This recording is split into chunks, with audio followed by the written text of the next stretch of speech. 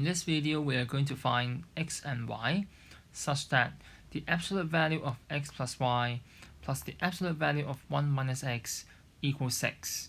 And at the same time, the absolute value of x plus y plus 1 plus the absolute value of 1 minus y equals 4. Before we move on, don't forget to give a like, subscribe to my channel, and turn on post notifications. The usual way to solve equations that involve absolute values will be to divide into a few cases. For example, for 1 minus x or 1 minus y, and I will split into cases, say x is less than 1. Then I can just remove the sign and replace it by the expression x minus 1. Otherwise, I'll just keep it the same. Oh wait, it seems I mixed them up. For this case, I should be keeping that inside because 1 minus x is then positive, while for the other case, it is rewriting as x minus 1, and similar for y. That's the usual approach, but this time it's too complicated because if you try to look at it with a graph, and we don't have something like this.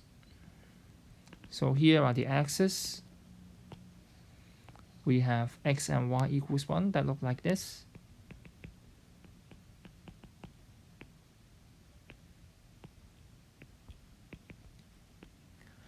As for the other two expressions, x plus y and x plus y plus 1, can be divided into, can be interpreted by this graph, which are x plus y equals 0 and x plus y plus 1 equals 0 respectively. So then the usual approach would be to consider each of these regions separated by the green lines and the blue lines. But this is extremely complicated. So what I'm going to do to solve this problem will be to focus on the value that x plus y takes, because that appears in both equations. So I'm going to focus on this instead.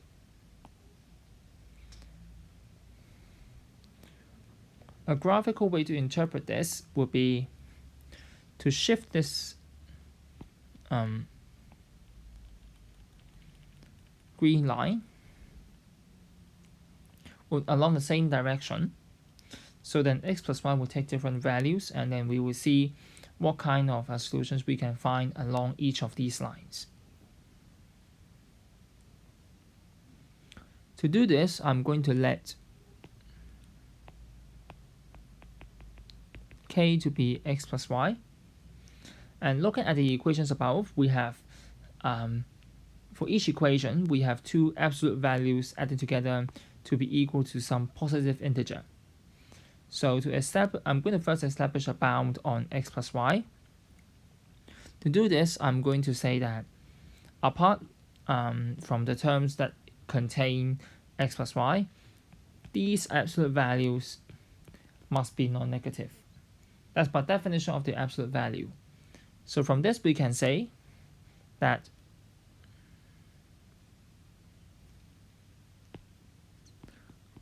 on one hand, we have the absolute value of x plus y to be at most 6, because this expression is added by something non-negative to be equal to 6.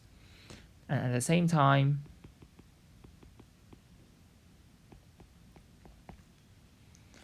if it's x plus y plus 1, the absolute value is less than or equal to 4. And apparently, this will give us a more accurate bound. And let's proceed from this. So, removing the absolute value sign, we have x plus y plus 1 to be between minus 4 and 4.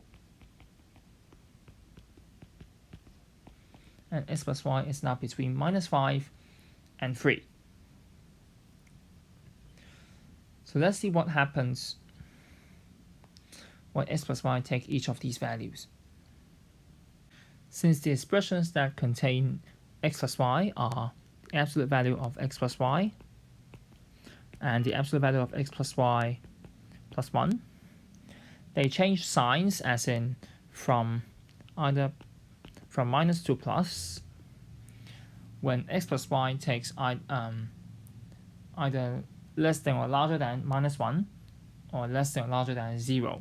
So I will treat minus 1 and 0 as some boundaries to split into cases, for us to split into cases, which means that I'm going to consider separately on x plus y between minus 5 and minus 1, minus 1 and 0, and 0 to 3. So here we have three cases. We know that we are replacing x plus y by k, so absolute value of k plus the absolute value of 1 minus x equals x, and k plus 1 absolute value plus absolute value of 1 minus y equals 4. So now, under this case, both k and k plus 1 are still non-positive. So that means I will just replace them by minus k and minus k minus 1 respectively.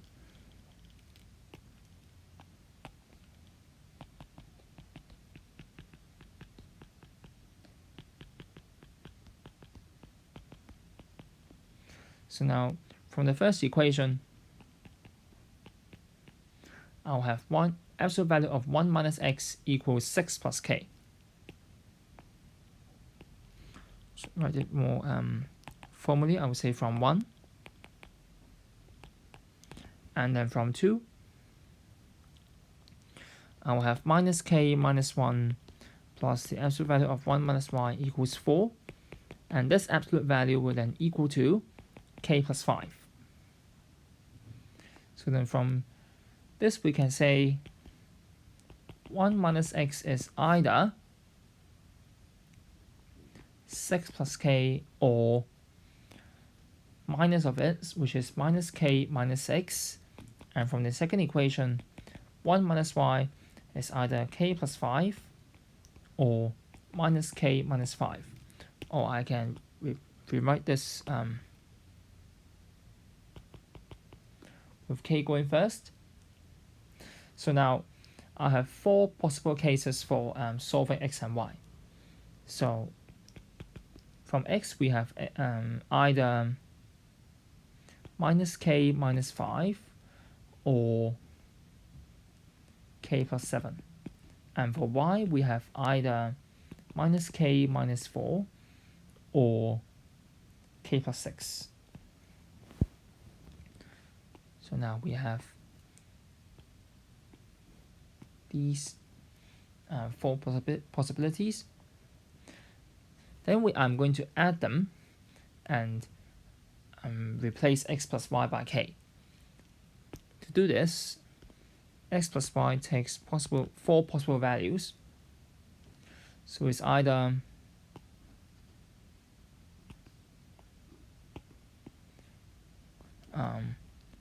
one with 1, which means minus 2k minus 9,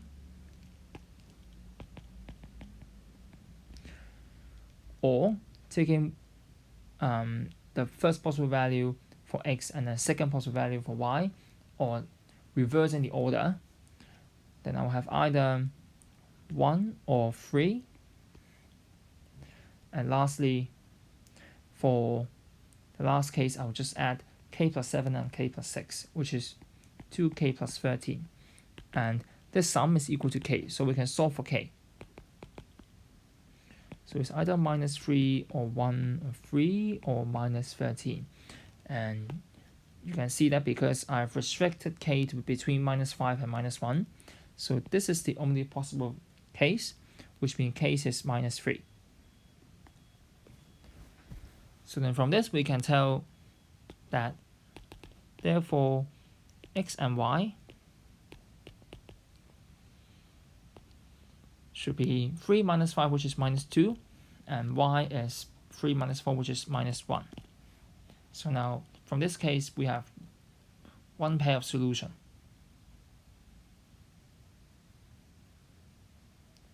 Now we're going to do the same for the other two cases.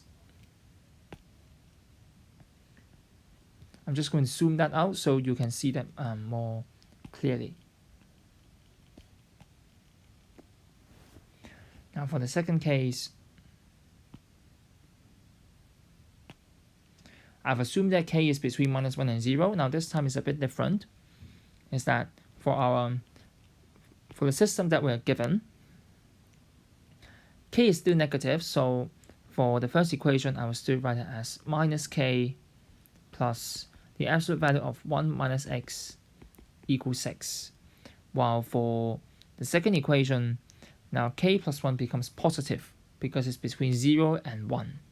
So I'm not going to add a minus sign at the front of it, just remove the absolute value. Now we have these two equations. So now I'm using a similar argument.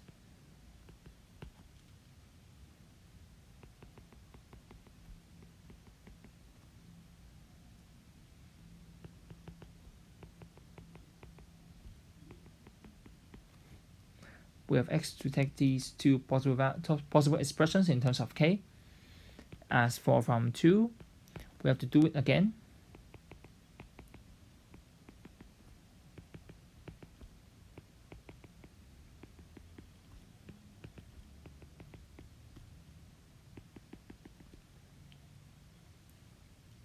We have these cases again. So now again I'll add them up. I have either minus 7 and then minus 2k minus 1 and then 2k plus 5, and at last I have 11, and they are just equal to k. So solving each of them,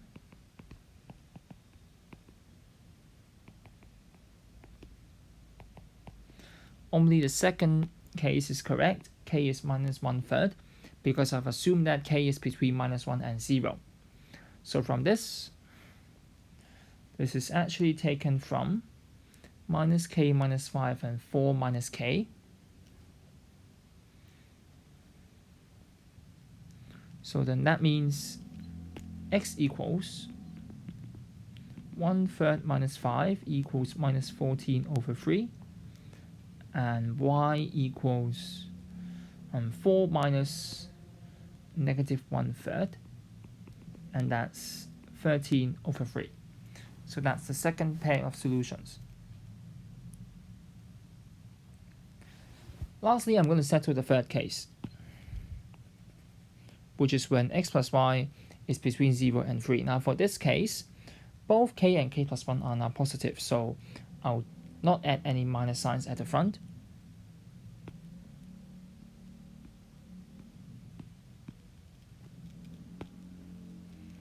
So now we will have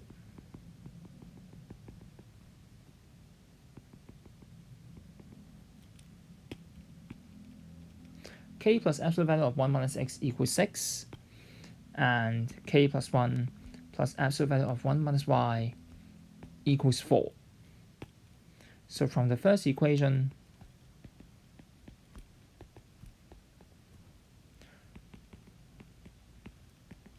this absolute value is equal to 6 minus k,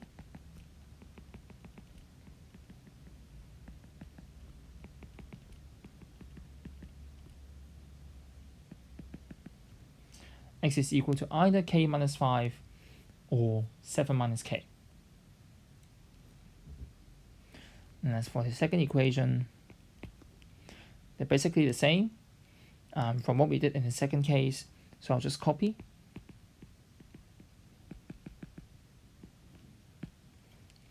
And again, I'm going to add them up. We have either 2k minus 7 or minus 1 or 5 or minus 2k plus 11. So solving, with 7 minus 1 minus, not minus, just 5, or 11 over 3. And it seems from these 4 possible values of k, there is no solution because all of them do not fall in within the range 0 and 3. So no solution for this case. Now going back, you can check these 2 solution sets and they will both fit the equation. So our final answer should be minus 2 minus 1 or minus 14 over 3 and 13 over 3. So this is the final answer. Please feel free to share your ideas in the comments. Thank you for watching. See you next time.